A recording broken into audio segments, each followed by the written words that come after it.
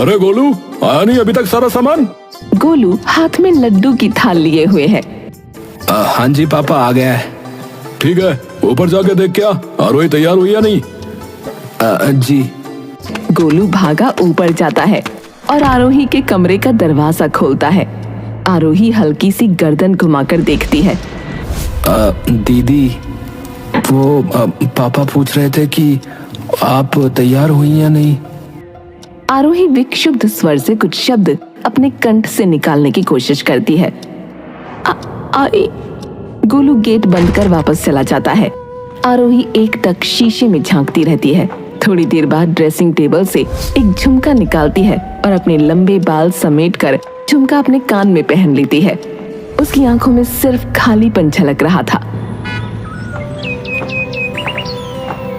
गोपाल तभी दौड़ते हुए दरवाजे पर उनका स्वागत करने आता है। अरे आइए आइए समधे जी, बहन जी, अरे आओ बेटा आओ। अरे गोलू, अरे सामान उठाओ भाई है। नमस्कार गोपाल साहब, नमस्कार। और बताइए, सब कुशल मंगल? कृपा है आपकी बस। आइए आइए।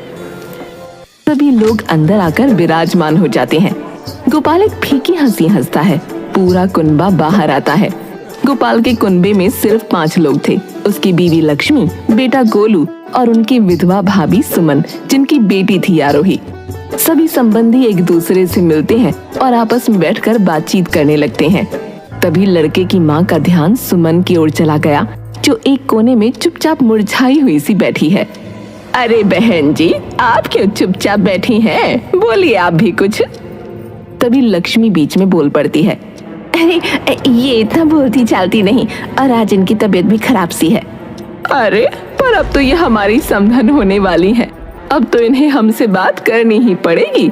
और ये कहकर वो हंसती हुई जाकर सुमन के पास एक कुर्सी खिसकाकर बैठ जाती हैं। तो बताइए बहन जी, कैसी हैं आप? सुमन एक फीकी मुस्कान भरकर हामी भर देती है। तभी गोपाल लक्ष्मी के कान में बोलता है। अरे जल्दी आरोही को भेजो, चाय लेकर नीचे, इससे पहले कि इसकी माँ सारा काम खराब करवा दे। जाओ। लक्ष्मी तभी उठकर ऊपर जाती है और आरोही के कमरे में झल्ला कर जाती है। आरोही अभी भी शीशे के सामने बैठी थी। अरे इसी आईने से चिपकी रहोगी क्या? नीचे आओ, चाय लेकर, और सिर पर चुन्नी कर लेना। लक्ष्मी वापस चली जाती है, पर अब भी आरोही बैठी अपनी आंसुओं से लाल आंखें देखती रहती है और एक लंबी सांस लेकर मानो खुद से बात करने लगती है। पापा, देख रहे हो क्या आप? एक आदमी एक 11-12 साल की बच्ची के साथ रॉकिंग चेयर पर बैठा है। बच्ची उसकी गोद में बैठी है और वो इंसान उसे बड़े प्यार से अपनी बाहों में भरकर कुछ बोल रहा है। आरू, जब तक तेरा पिता तेरे साथ है तब तक तुझे कोई नहीं रोक सकता, और जब तक क्या, मेरे जाने के बाद भी, क्योंकि मेरा साहस और मेरा निश्चय मैं तुम्हें सौंप रहा हूं। तो रहूंगा तो मैं तुम्हारे साथ हमेशा। तुम जाओगे कहां पर? तुमसे तो कहीं दूर नहीं जाऊंगा, जहां भी होऊंगा तुम्हारे साथ होऊंगा। तुमने कहा था जब तक तुम हो कोई रोक नहीं पाएगा मुझे, और देखो तुम्हारे चाहते ही कैसे एकदम रुक गई मैं। आरोही सहमी सी चाय लेकर नीचे उतरती है और सबको चाय परोसने लगती है। जैसे ही वो सुरजन को चाय देने आती है, सुरजन प्याला लेने के बहाने से उसका हाथ पकड़ लेता है।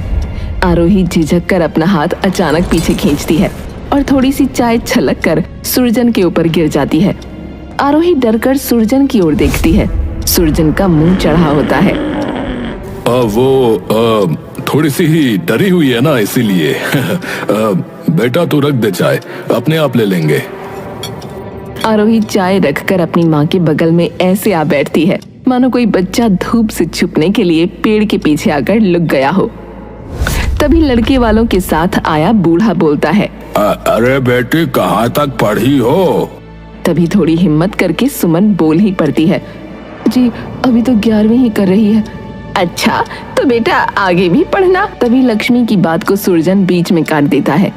अरे बहुत है इतनी पढ़ाई, और भाई साहब आगे तो घर गृहस्थी संभालनी है ना, तो इतना पढ़ने लिखने का भी कोई ज्यादा फायदा तो है नहीं, बस पैसा ही बर्बाद करने वाली बात है। हाँ हाँ, खैर बात तो ठीक है। आरोही की माँ चुपचाप अपनी नजरें जमीन पर गड़ा लेती हैं। तभी उधर से लड़के का पिता भी बोल पड़ता है। हाँ, और बच्चे बच्चे हो जाने के बाद कहाँ वक्त लगेगा इन किताबों में माथा मारने का है? जी जी सही बात है, सही बात है। तो भाई साहब बताओ फिर कैसे करना है? जैसा आप कहो भाई साहब, अभी इन्हीं जाड़ों में कर लेते हैं। आप बताओ कैसा क्या इंतजाम चाहते हो? अरे बस सभी को पसंद आ जाए, कोई ये ना कहे कि जाने कैसी जगह ब्याह करा लिया। नहीं नहीं, उसकी चिंता ना करें। बस तो फिर करो पक्का। वाह जी वाह, करो फिर तैयारी शुरू। आप भी अपने घर में बहू की। तैयारी क्या जी है? हमने तो बस एक कमरा और रसोई तैयार करनी है बस। ये सारी गतिविधियां आरोही की माँ अपने मन में कंपन थामे निशब्द देख रही थी। उसके मन में चीखना चाहा, पर जहन ने मन का साहस तोड़ दिया। अरे तो करो मुंह मीठा समधी जी। अरे अरे गले लगिए गले। सुमन अपनी जिंदगी को मिठाइयों में, पकवानों में बंटते देख रही थी, और वो भी चुपचाप। सभी लोगों ने खाना पीना किया और विदा लेने लगे। अलका आरोही के पास आई और उसके हाथ में कुछ पैसे रख दिए। ये लो, और जल्दी आना, तुम्हारा इंतजार रहेगा, और आते ही हमें पोतों वाला कर दो। दूसरी ओर सुरजन आलोक को एक कोने में लेकर चला जाता है। देखिए आप मेरे पिता के समान ही हैं, तो आपसे कुछ कह सकता हूँ क्या? हाँ बेटा कहो कहो। पिताजी थोड़ा समझाइए अपनी बेटी को। मैंने हल्का सा हाथ क्या पकड़ा, उसने तो ऐसे बिगड़कर हाथ छुड़ाया जैसे हम कोई दैत्य हो गए हैं। और एक बार भी हमारी तरफ नहीं देगा हैं। हमारा हक बनता है उस पे। अब तो थोड़ा समझाइए। अरे नहीं नहीं बेटा, तुम दिल से मत लगाओ उसकी बात। वो तो नादान है अभी, धीरे धीरे सब समझ जाएगी। मैं बात कर लूंगा। सभी लोग विदा लेकर अपने घर निकल जाते हैं। अरे ये जो नखरे दिखाने हैं ना, तो अपने बाप को दिखाना, मर के, या फिर अपनी माँ को दिखा। पता है क्या कह के गया है वो? कि उसके जरा से हाथ लगाने पे ऐसे झटक के दूर किया जैसे वो कोई प्रेत हो। अरे जिस्म में क्या आग लग गई है अगर उसने थोड़ा सा छू ही दिया तो? तभी वो सुमन की ओर गुस्से से पलटता है। और भाभी आप, वैसे तो आपकी जुबान पूरे वक्त सिली रही है, लेकिन जैसे ही पढ़ाई की बात आई तो फट से बोल पड़ी आप। अरे इतना शौक है ना तो जाओ अपनी बेटी को लेकर यहाँ से और पढ़ाते रहना फिर। और नहीं तो क्या, एक तो इनके खसम के मरने के बाद हमने पाला और हमें ही वीर बना रही है। बताओ, पाला मतलब ये हमारा उतना ही परिवार है। अरे है नहीं था, अब मेरा है, और मैंने ठेका नहीं उठाया आपका। रखा हुआ है वही बहुत है, और इतने बुरे लगते हैं तो निकलो यहाँ से। तभी आरोही सहसा उठती है और जाकर आलोक के पैरों में गिर जाती है। अरे ये क्या ड्रामा है अब है? मैं आपके पाँव पड़ती हूँ ताऊ जी, मेरा ब्याह मत कीजिए। मैं अपनी पढ़ाई का खर्च खुद उठा लूंगी। मैं और माँ दोनों, हम और घरों में पोछा लगा लेंगे। आलोक झटके से अपने पाँव हटा लेता है। और हमारी इज्जत की धज्जियां उड़वा लो है? बेटा शादी तो तय हो गई है, अब तुम्हें पसंद हो या ना हो करनी पड़ेगी। ये कहकर दोनों मियाँ बीवी अपने कमरे में चले जाते हैं। सुमन भागकर आरोही को अपने सीने से चिपटा लेती है। माँ, हम भी चलते हैं बापू के पास। बिना पापा के तो कुछ भी नहीं है हम। यही तो दुख है बेटा, औरत का वजूद उसकी शुरुआत से उसके अंत तक सिर्फ एक मर्द की प्रतिष्ठा में सिमट कर रह जाता है।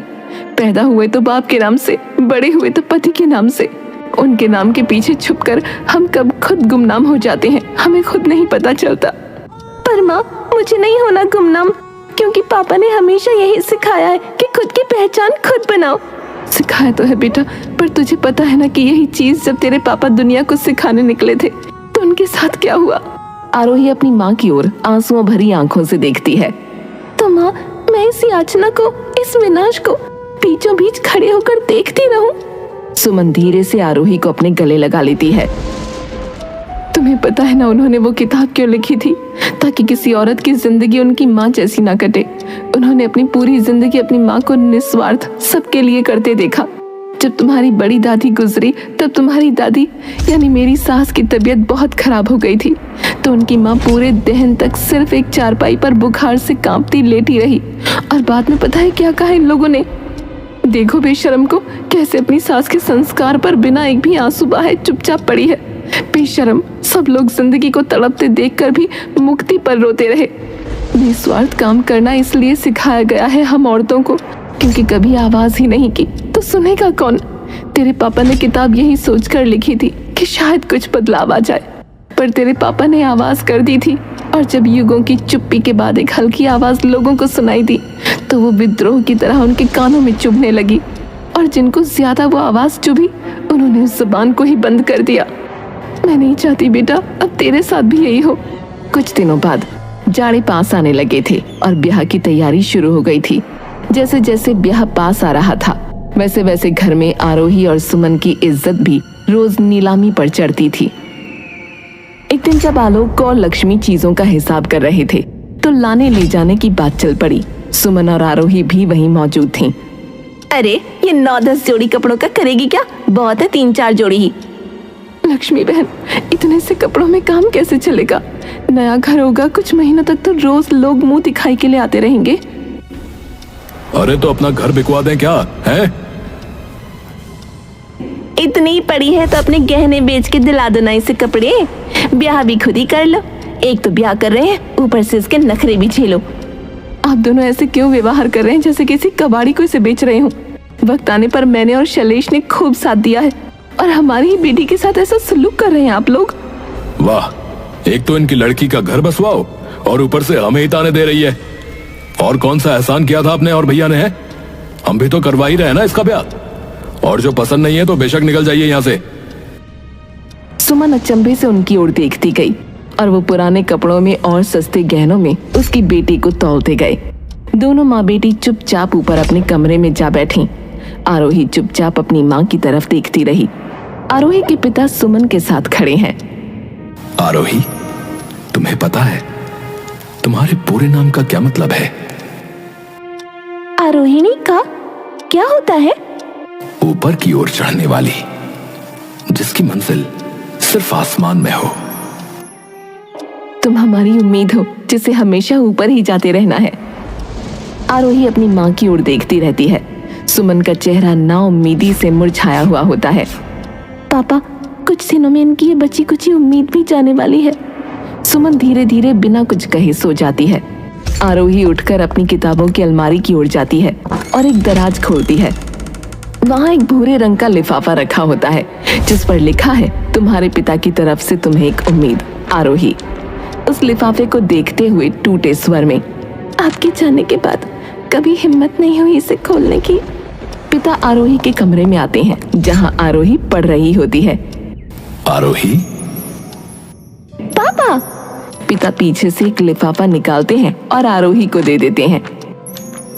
ये क्या है पापा? ये मेरी उम्मीद, जो अब मैं तुम्हें सौंप रहा हूं। हाँ, आपकी किताब छप गई। अरे बिल्कुल छप गई, क्यों नहीं छपती? लेकिन इसे संभाल कर रखना हमेशा।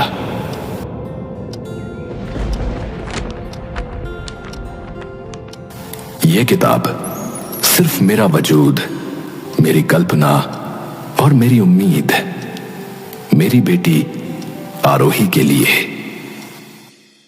आरोही सिसक सिसक कर रोने लगती है। तभी कुछ कागज उस किताब से नीचे गिर जाते हैं। वो चौंक कर कागज उठाती है। कागज पर लिखा होता है, मेरी जान से भी ज्यादा प्यारी बेटी आरोही, यह खत हमेशा अपने पास रखना, चाहे मैं हूं या ना हूं। इसमें एक जगह का पता है। जब तुम पैदा हुई थी तब वहां मैंने एक छोटा सा घर खरीदा था। दूसरे पेज पर एक बैंक खाता नंबर है जिसमें कुछ पैसे हैं जो मैंने तुम्हारे लिए काफी वक्त से जमा किए हैं। तुम्हारी मम्मी को नहीं बताया क्योंकि वो गुस्सा हो जाती। बाद में भी कर सकते थे ये सब, पर जिंदगी बड़ी अनिश्चित होती है बेटा। लेकिन जिंदगी चाहे जितनी भी अनिश्चित हो, एक बात जरूर याद रखना, तुम चाहे कुछ भी करो, तुम्हारे पापा हमेशा तुम्हारे साथ खड़े हैं। तुम मेरा साहस हो, मेरी उम्मीद हो। याद रखना बेटा, साहस का मतलब डर खत्म हो जाना नहीं होता, बल्कि डर के बावजूद चलते रहना और लड़ते रहना साहस है। हमेशा हमारी उम्मीद बनकर यूं ही चमकती रहना। तुम्हारा एहसानमंद, तुम्हारा पिता। आरोही के हाथ पैर कांप रहे होते हैं। वो खत अपनी छाती से लगाती है और जोर जोर से रोने लगती है। ये सुनकर उसकी माँ उठ जाती है और भागती हुई उसके पास आती है। आरोही बेटा, क्या हुआ? बेटा कोई नहीं, ऐसे नहीं रोते। ये पापा ने मुझे तब दिया था जब उनकी किताब छपी थी। पापा ये कहते रहे कि मैं उनका साहस और उम्मीद हूँ।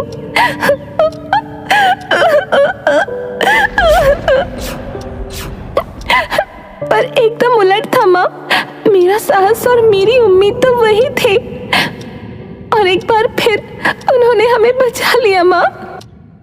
सुमन रोते रोते ऊपर की ओर देखती है। हमेशा मुझ पर नाम डालना होता है आपको। मैं क्यों कुछ कहती? पहले ही बता देते तो इतने परेशान नहीं होते हम। बुद्धू कहीं के। आरोही चलो, अब जाने का वक्त हो गया है।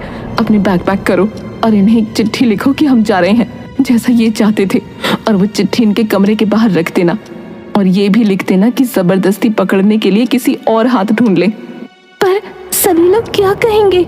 बेटा, लड़की हैं हम लोग, हमारे बारे में लोग सोचते नहीं, सिर्फ बोलते हैं। इनके कान सिर्फ हमारी चुप्पी सुनते हैं। निस्वार्थ की सिसकियां भी इन्हें स्वार्थ लगती हैं, और जब हमारी चिता उठती है ना, तो ये सारे बलिदान की चीखें सिर्फ हमारी लपटें सुनती हैं। सुमन अपने गहने लेती है और आरोही चिट्ठी अपने ताऊजी ताईजी के कमरे के बाहर रख देती है। फिर दोनों निकल जाते हैं, शायद चिल्लाने।